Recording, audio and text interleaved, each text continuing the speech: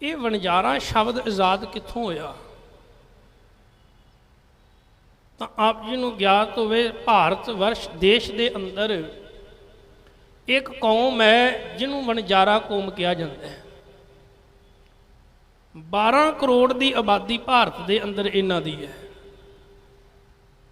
अगर इन्हां दा पिछोकड़ वेख्या जाए तो राजस्थान के जिहड़े राजपूत होए ने उन्हां दे विचों ये अपना पिछोकड़ मनते हैं। इन्हां दा काम हुंदा सी व्यापार करना, एक थां तो दूजे थां ते ये समान वेचिया करते सन लिजा के, पर यह भी कोई छोटे पैमाना नहीं, बहुत वड्डी तादाद दे विच वड्डा व्यापार करते सन। इन्हां दा व्यापार कदी जहाज चलिया करते सन, समुद्री जहाज इन्हां दे चलिया करते सन। एक समा वो भी सी भारत दे अंदर सब तो ज़्यादा व्यापार जिहड़ा है ये वणजारे लोग करते सन। पर जदों अंग्रेज भारत दे अंदर आए, सड़कां बणियां, रेल गड्डियां बणियां, इन्हां दे व्यापार बिल्कुल बंद हो गए। अज समाजिक तौर पर यह कौम पछड़ चुकी है, राजनीतिक तौर पर भी ये कौम जिहड़ी है बिल्कुल पछड़ी, आर्थिक तौर पर भी पछड़ी हुई है। वणजारे कौम की बहुती जिहड़ी तादाद है वो राजस्थान दे विच, महाराष्ट्र, तेलंगाना, करनाटक, केरल, पंजाब, यूपी इन्हां इलाकियां विच इन्हां दी बहुती तादाद है। वणजारे लोग जिथे रहिंदे ने उस पिंड नूं, उस इलाके नूं टांडा कहा जांदा है ते टांडे दा अर्थ हुंदा जे वेड़ा। भारत अंदर तकरीबन 20,000 इन्हां दे टांडे भाव पिंड कस्बे ने जिथे इन्हां दी वसो है। मन्निया जाता है कि इन्हां दा एक गुरु सी जिन्हों गोस्वामी कहते सन, वो व्यभिचारी हो गया सी। जिहड़े अणखी वणजारे सन उन्होंने अपने गुरु नूं मार दिता क्योंकि व्यभिचारी हो गया सी। किसी भी कौम ने फिर इन्हां नूं अपने गल नाल नहीं लाया। पहली बार बाबे नानक ने इन्हां नूं अपने गल नाल लाया सी। उस दिन तो इन्हां दे घर विच एक अखान प्रसिद्ध हो गया सी, जिस घर नानक पूजा उस घर देव ना दूजा। जिस घर बाबा नानक आ गया फिर होर किसी देवी देवते नहीं मानते, केवल बाबे नानक नूं मानते ने, क्योंकि बाबे नानक ने इन्हां नूं अपने गल नाल लाया सी। इन्हां ने सिੱਖੀ नूं समझिया, सिੱਖੀ धारण की, सिੱਖੀ मुताबक अपना जीवन बतीत किया। अज भी इन्हां दे परिवारां विच एक रवायत आ, जदों भी बच्चे दा विआह हुंदा है तो वह 1 रुपया लाड़े की पग नाल बन्नते ने गुरु नानक साहब के नाम का। जे वो ना बन्नण तो विआह अधूरा हुंदा है। बच्ची जिहड़ी है वो नानक नाम का एक चूड़ा पाउंदी है ते एक सूई लैके, इन्हां दा रिवाज है, एक सूई लैके गर्म करके वो लाई जाती है, तां लाड़े की बांह नूं लाई जाती नानक नाम की निशानी। इन्हां दा प्यार गुरु नानक पातशाह जी दे नाल बनिया। ये बहुतायत हजूर साहब नदेड़ की धरती ते जाते हैं। कलगीधर पातशाह जी प्रति इन्हां दी बड़ी आस्था है, उत्थों अमृत छकते हैं। बहुत सारा धन जिहड़ा है हजूर साहब देंदे ने, लंगरां में सेवा करते हैं। बहुत ही दसवंध की माया हजूर साहब ही अपनाउंदे ने।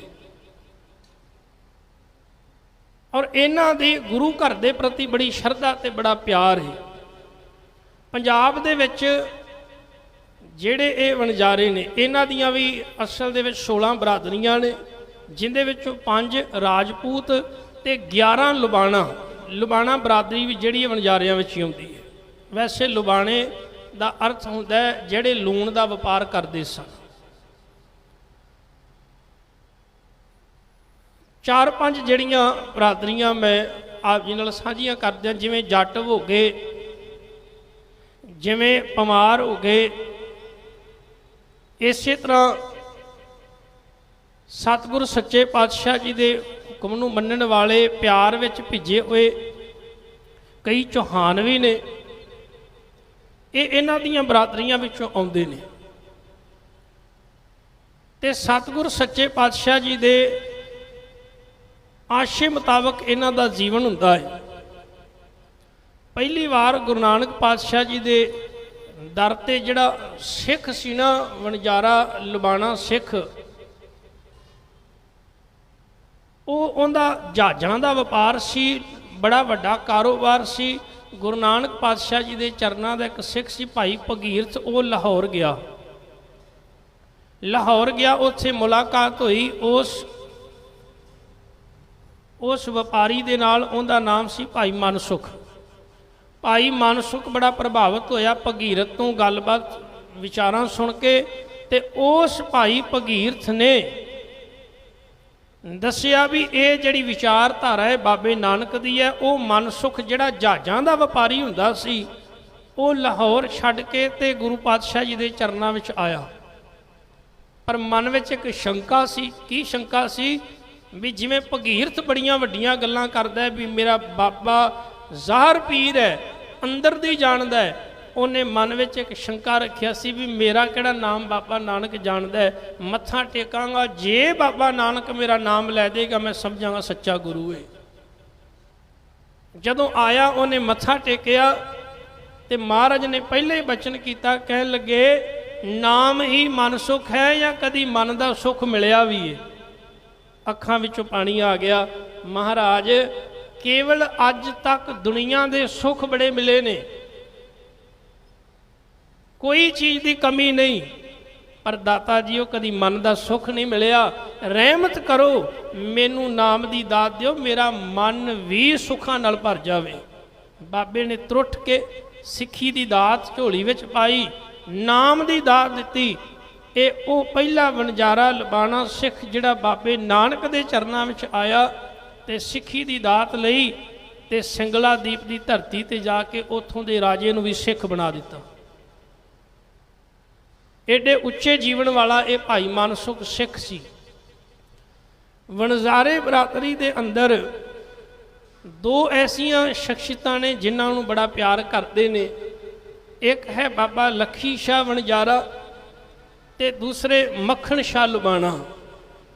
ਇਹਨਾਂ ਦੋਹਾਂ ਦਾ ਇਹ ਬਹੁਤ ਸਤਿਕਾਰ ਕਰਦੇ ਨੇ, ਔਰ ਇਹ ਦੋਵੇਂ ਹੀ ਮਹਾਨ ਸਿੱਖ ਗੁਰੂ ਨਾਨਕ ਦੀ ਸਿੱਖੀ ਨੂੰ ਕਮਾਉਣ ਵਾਲੇ ਹੋਏ ਨੇ।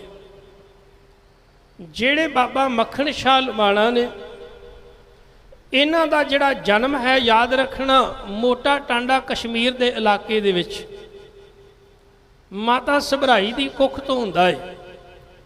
ਜਦੋਂ ਗੁਰੂ ਹਰਗੋਬਿੰਦ ਪਾਤਸ਼ਾਹ ਜੀ ਕਸ਼ਮੀਰ ਦੀ ਧਰਤੀ ਤੇ ਗਏ ਸਨ, ਉਸ ਸਮੇਂ ਇਹ ਸਤਿਗੁਰੂ ਪਾਤਸ਼ਾਹ ਜੀ ਨੂੰ ਮਿਲਿਆ ਸੀ ਤੇ ਚਰਨਾਂ ਤੇ ਮੱਥਾ ਟੇਕਿਆ ਸੀ। ਗੁਰੂ ਪਾਤਸ਼ਾਹ ਜੀ ਨੇ ਰਹਿਮਤ ਕਰਕੇ ਸਿੱਖੀ ਦੀ ਦਾਤ ਝੋਲੀ ਵਿੱਚ ਪਾਈ ਸੀ।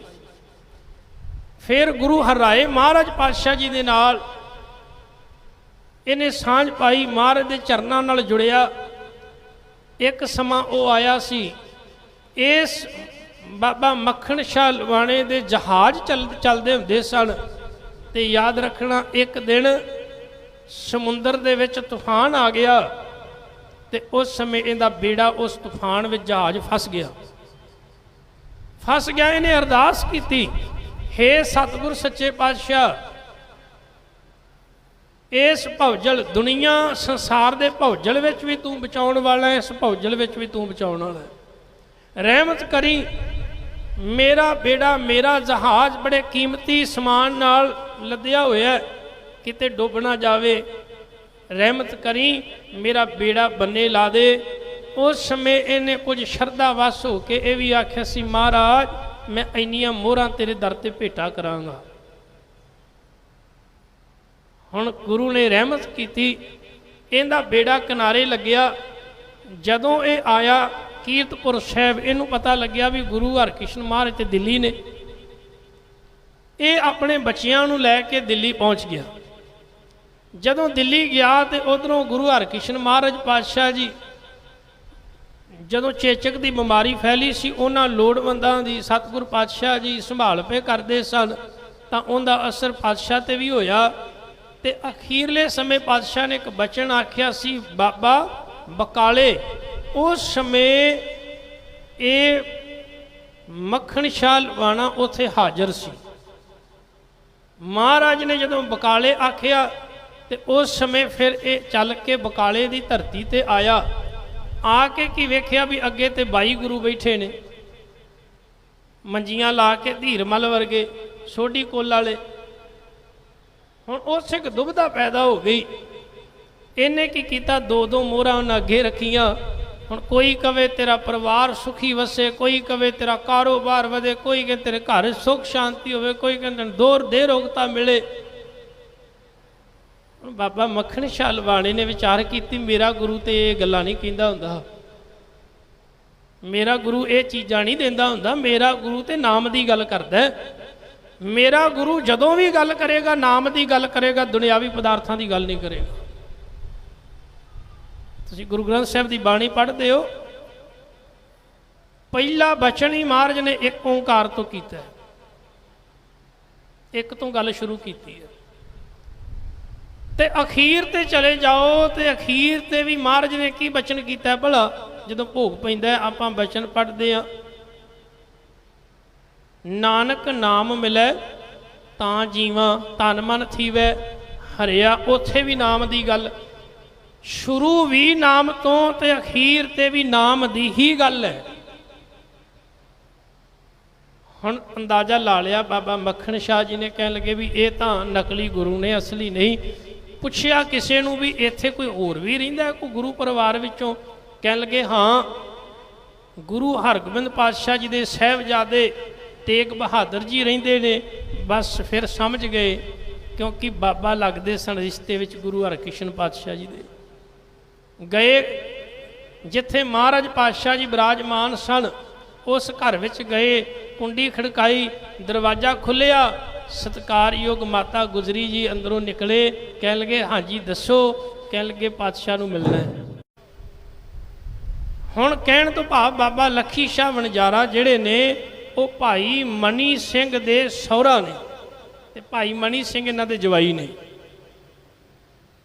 ਜਦੋਂ ਕਸ਼ਮੀਰ ਤੋਂ ਚੱਲ ਕੇ ਕਸ਼ਮੀਰੀ ਪੰਡਤ ਆਏ ਨਾ ਗੁਰੂ ਤੇਗ ਬਹਾਦਰ ਮਹਾਰਾਜ ਜੀ ਕੋਲ, ਦੁਖੀ ਵਿਪਰ ਜਦ ਚੱਲ ਕੇ ਆਏ, ਪੁਰੀ ਆਨੰਦ ਬਾਂਹ ਸਾਡੀ ਪਕੜੀ ਹੈ ਹਰਗੋਬਿੰਦ ਕੇ ਚੰਦ। ਪੰਡਤ ਕਿਰਪਾ ਰਾਮ ਦੇ ਨਾਲ ਚੱਲ ਕੇ ਆਏ ਤੇ ਉਸ ਸਮੇਂ ਗੁਰੂ ਤੇਗ ਬਹਾਦਰ ਮਹਾਰਾਜ ਜੀ ਨੇ ਆਖਿਆ ਵੀ ਜਾਓ ਔਰੰਗਜ਼ੇਬ ਨੂੰ ਕਹਿ ਦਿਓ ਵੀ ਤੇਗ ਬਹਾਦਰ ਨੂੰ ਮੁਸਲਮਾਨ ਬਣਾ ਲੈ, ਸਾਰਾ ਭਾਰਤ ਦੇਸ਼ ਮੁਸਲਮਾਨ ਬਣ ਜਾਵੇਗਾ। ਐਵੇਂ ਰੋਜ਼ ਤੂੰ ਇੰਨੇ ਲੋਕਾਂ ਨੂੰ ਕਤਲ ਕਰਦਾ, ਜੰਜੂ ਲਾਹੁੰਦਾ। ਜਦੋਂ ਇਹ ਬਚਨ ਕੀਤਾ ਤੇ ਉਹ ਪੰਡਤ ਕਿਰਪਾ ਰਾਮ ਜਿਹੜੇ ਕਸ਼ਮੀਰੀ ਪੰਡਤ ਨਾਲ ਚੱਲ ਕੇ ਆਏ ਸਨ, ਉਹਨਾਂ ਜਾ ਕੇ ਹਾਕਮ ਨੂੰ ਆਖਿਆ।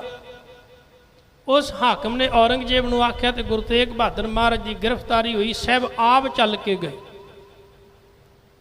ਬੜਾ ਪਿਆਰਾ ਆਖਿਆ ਕਿਸੇ ਵਿਦਵਾਨ ਨੇ ਕਿ ਗੁਰੂ ਤੇਗ ਬਹਾਦਰ ਮਹਾਰਾਜ ਜਦੋਂ ਚੱਲ ਕੇ ਗਏ ਨੇ, ਲਾਲਾ ਦੌਲਤ ਰਾਏ ਲਿਖਦੇ ਨੇ, आज तक ये तो सुना था कि कातिल मकतूल के पास जाए, पर यह नहीं सुना था कि मकतूल कातिल के पास जाए। ऐसा करके गुरु तेग बहादुर ने उल्टी गंगा बहा दी। वो कहता अज तक ये सुनिया सी कतल करने वाले, जिन्होंने कतल करना होंदा उहदे कोल तुर के जाते हैं, मारन वाला आप तुर के जाता है। पर पहली बार अज मरण वाले भाव शहीद होने वास्ते गुरु तेग बहादुर महाराज चांदनी चौक में गए। हुण इत्थे सतगुरु पातशाह जी के सामने 13 सिखां नूं शहीद किया, महाराज की शहीदी हुई। पर एक बड़ा वड्डा सवाल जिहड़ा लोकां दे सामने सी वो ये सी कि औरंगजेब ने एक गल आखी सी भी किसी विच जरूरत है तो गुरु तेग बहादुर महाराज जी नूं चुक के ले जाउण शहीद करन तो बाद वो कहता सी मैं 4 टुकड़े शरीर के करने ने ते दिल्ली के 4 दरवाजियां ते टंगने ने, ते किसी की हिम्मत नहीं सी भी उतों चुक सकता। पर जेड़े बाबा लखी शाह वणजारा ने ये दिल्ली के राय सीना इलाके दे विच रहिंदे सन, ते इत्थे ही दिलवाली इलाके दे विच भाई जैता जी ਜਿਹੜੇ ਬਾਅਦ ਵਿੱਚ ਭਾਈ ਜੀਵਨ ਸਿੰਘ ਬਣੇ ਨੇ, ਭਾਈ ਜੈਤਾ ਜੀ ਰੁਕੇ ਹੋਏ ਸਨ। ਇਹਨਾਂ ਮਿਲ ਕੇ ਵਿਚਾਰ ਕੀਤੀ ਸੀ ਵੀ ਆਪਾਂ ਗੁਰੂ ਦਾ ਸੀਸ ਇੱਥੇ ਨਹੀਂ ਰਹਿਣ ਦੇਣਾ। ਧੜ ਦਾ ਚੁੱਕਣਾ ਬੜਾ ਮੁਸ਼ਕਲ ਸੀ, ਪਰ ਸੀਸ ਅਸੀਂ ਚੁੱਕ ਕੇ ਲਿਜਾਣਾ। ਭਾਈ ਜੀਵਨ ਸਿੰਘ ਆਪਣੇ ਕੁਝ ਸਾਥੀਆਂ ਦੇ ਨਾਲ ਉਹ ਸੀਸ ਚੁੱਕ ਕੇ ਲਿਜਾਂਦੇ ਨੇ। ਜੋ ਕਿ ਕੀਰਤਪੁਰ ਸਾਹਿਬ ਪਾਤਸ਼ਾਹ ਜੀ ਕੋਲ ਆਨੰਦਪੁਰੀ ਵਿੱਚ ਲੈ ਕੇ ਆਉਂਦੇ ਨੇ। ਪਰ ਇੱਧਰੋਂ ਬਾਬਾ ਲੱਖੀ ਸ਼ਾਹ ਵਣਜਾਰੇ ਨੂੰ ਪਤਾ ਲੱਗਦਾ ਹੈ ਇਹਨਾਂ ਦੇ ਪੁੱਤਰ ਭਾਈ ਨਿਗਾਹੀਆ, ਭਾਈ ਵਿਸ਼ਾਲ ਆਦਿਕ, ਇਹ ਆਪਣੇ ਪੁੱਤਰਾਂ ਦੇ ਨਾਲ ਉਸ ਸਮੇਂ ਰੂੰ ਦੇ ਗੱਡੇ ਭਰ ਕੇ ਲੈ ਕੇ ਆ ਰਿਹਾ ਸੀ। ਪਤਾ ਲੱਗਿਆ ਉਸ ਇਲਾਕੇ ਦੇ ਵਿੱਚੋਂ, ਕਿਉਂਕਿ ਮੁਗਲ ਲੋਕਾਂ ਦੇ ਵਿੱਚ ਇਹਨਾਂ ਦੀ ਬੜੀ ਪਹਿਚਾਣ ਸੀ, ਲੋਕੀ ਸ਼ੱਕ ਨਹੀਂ ਸਨ ਕਰਦੇ, ਤਾਂ ਇਹਨਾਂ ਨੇ ਗੱਡਿਆਂ ਦਾ ਕਾਫਲਾ ਜਦੋਂ ਕੱਢਿਆ ਤੇ ਉਹ ਤਾਂ ਇਸ ਤਰ੍ਹਾਂ ਪਏ ਹੋਏ ਸਨ ਵੀ ਆਪਾਂ ਨੂੰ ਕੋਈ ਫਿਕਰ ਹੀ ਨਹੀਂ, ਕਿੰਦੀ ਜ਼ਰੂਰਤ ਹੈ ਵੀ ਇੱਥੋਂ ਦਿੱਲੀ ਦੇ ਵਿੱਚੋਂ ਕੁਝ ਚੁੱਕ ਕੇ ਲੈ ਜਾਵੇ ਪਾਤਸ਼ਾਹ ਜੀ ਦਾ ਸਰੀਰ। ਪਰ ਗੁਰੂ ਪਿਆਰ ਵਾਲਿਓ, ਬਾਬਾ ਲੱਖੀ ਸ਼ਾਹ ਵਣਜਾਰਾ ਪਾਤਸ਼ਾਹ ਜੀ ਦੇ ਧੜ ਨੂੰ ਚੁੱਕ ਕੇ ਗੱਡੇ ਤੇ ਰੱਖਦੇ ਨੇ ਤੇ ਉੱਥੋਂ ਕੁਝ ਇਲਾਕੇ ਦੂਰ ਜਿੱਥੇ ਉਹਨਾਂ ਦਾ ਨਿਵਾਸ ਸੀ ਉੱਥੇ ਉਹਨਾਂ ਲਿਜਾ ਕੇ ਆਪਣੇ ਘਰ ਵਿੱਚ ਰੱਖ ਕੇ ਤੇ ਘਰ ਨੂੰ ਅੱਗ ਲਾ ਦਿੱਤੀ ਸੀ। ਧੜ ਦਾ ਸੰਸਕਾਰ ਕੀਤਾ। ਜਿੱਥੇ ਅੱਜ ਗੁਰਦੁਆਰਾ ਰਕਾਬਗੰਜ ਸਾਹਿਬ ਬਣਿਆ ਹੋਇਆ ਉਹਦੇ ਨਾਲ ਹੀ ਉਹ ਸਥਾਨ ਬਣਿਆ ਬਾਬਾ ਲੱਖੀ ਸ਼ਾਹ ਵਣਜਾਰਾ, ਜੋ ਸਨ 1680 ਦੇ ਵਿੱਚ ਇਹ ਦੁਨੀਆ ਨੂੰ ਛੱਡ ਕੇ ਜਾਂਦੇ ਨੇ। ਪਰ ਇਤਿਹਾਸ ਵਿੱਚ ਇਹ ਗੱਲ ਮਿਲਦੀ ਏ ਵੀ ਬਾਬਾ ਲੱਖੀ ਸ਼ਾਹ ਵਣਜਾਰਾ ਗੁਰੂ ਤੇਗ ਬਹਾਦਰ ਮਹਾਰਾਜ ਜੀ ਦੀ ਸ਼ਹੀਦੀ ਤੋਂ ਬਾਅਦ ਜਿੱਥੇ ਉਹਨਾਂ ਸੰਸਕਾਰ ਕੀਤਾ ਇਹ ਰਕਾਬਗੰਜ ਸਾਹਿਬ, ਉੱਥੇ ਤਕਰੀਬਨ 1680 ਤੱਕ ਉਹਨਾਂ ਦਾ ਪਰਿਵਾਰ ਰੋਜ਼ ਬਹਿ ਕੇ ਉਹ ਬਾਣੀ ਪੜ੍ਹਦੇ ਤੇ ਸਿਮਰਨ ਕਰਦੇ ਹੁੰਦੇ ਸਨ, ਗੁਰੂ ਨੂੰ ਯਾਦ ਕਰਦੇ ਸਨ। ਇਹਨਾਂ ਗੁਰੂ ਨਾਲ ਪਿਆਰ ਸੀ, ਬਿਰਧ ਅਵਸਥਾ ਸੀ ਤੇ ਆਪਣੇ ਬੱਚਿਆਂ ਨੂੰ ਇੱਕੋ ਗੱਲ ਦੀ ਸਿੱਖਿਆ ਦਿੱਤੀ ਸੀ ਵੀ ਗੁਰੂ ਤੋਂ ਕੁਰਬਾਨ ਜਾਓ, ਗੁਰੂ ਤੋਂ ਬਲਿਹਾਰ ਸਦਕੇ ਜਾਓ, ਗੁਰੂ ਨੂੰ ਕਦੀ ਛੱਡਣਾ ਨਹੀਂ, ਗੁਰੂ ਤੁਹਾਨੂੰ ਕਦੀ ਨਹੀਂ ਛੱਡੇਗਾ। ਇਹੀ ਕਾਰਨ ਕਿ ਬਾਬਾ ਲੱਖੀ ਸ਼ਾਹ ਵਣਜਾਰੇ ਪੁੱਤਰ, ਇੱਕ ਪੁੱਤਰ ਜਿਹੜਾ ਹੈ ਉਹਨਾਂ ਦਾ 1700 ਸਨ ਦੇ ਵਿੱਚ ਧੰਨ ਕਲਗੀਧਰ ਪਾਤਸ਼ਾਹ ਜੀ ਦੇ ਚਰਨਾਂ ਵਿੱਚ ਜਦੋਂ ਪਹਾੜੀ ਰਾਜੇ ਚੜ੍ਹ ਕੇ ਆਏ ਤੇ ਉਸ ਜੰਗ ਵਿੱਚ ਸ਼ਹੀਦੀ ਦਾ ਜਾਮ ਪੀਤਾ ਹੈ ਬਾਬਾ ਲੱਖੀ ਸ਼ਾਹ ਵਣਜਾਰਾ ਦਾ ਪੁੱਤਰ।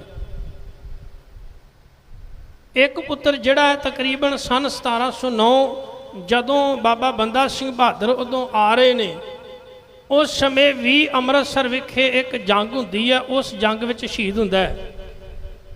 ਬਾਬਾ ਬੰਦਾ ਸਿੰਘ ਬਹਾਦਰ ਨੂੰ ਜੇ ਕੋਈ ਉੱਥੋਂ ਨੰਦੇੜ ਤੋਂ ਪੰਜਾਬ ਵਿੱਚ ਲੈ ਕੇ ਆਉਣ ਵਿੱਚ ਸਭ ਤੋਂ ਜ਼ਿਆਦਾ ਸਹਾਇਤਾ ਕੀਤੀ ਹੈ ਤੇ ਉਹ ਬਾਬਾ ਲੱਖੀ ਸ਼ਾਹ ਵਣਜਾਰਾ ਦੇ ਪਰਿਵਾਰ ਨੇ ਕੀਤੀ ਹੈ, ਕਿਉਂਕਿ ਇਹਨਾਂ ਦਾ ਵਪਾਰ ਦਾ ਕੰਮ ਹੁੰਦਾ ਸੀ, ਦੂਰ ਦੂਰ ਤੱਕ ਜਾਇਆ ਕਰਦੇ ਸਨ।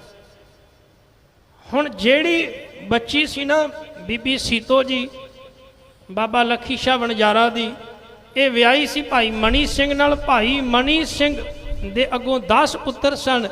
ਬੀਬੀ ਸੀਤੋ ਜੀ ਨੇ ਅੰਮ੍ਰਿਤ ਛਕ ਕੇ ਨਾਂ ਰੱਖਿਆ ਬੀਬੀ ਬਸੰਤ ਕੌਰ, ਤੇ ਬੀਬੀ ਬਸੰਤ ਕੌਰ ਦੇ 10 ਪੁੱਤਰ ਤੇ 10 ਦੇ 10 ਪੁੱਤਰ ਸ਼ਹੀਦ ਹੋਏ, ਪੋਤਰੇ ਸ਼ਹੀਦ ਹੋਏ।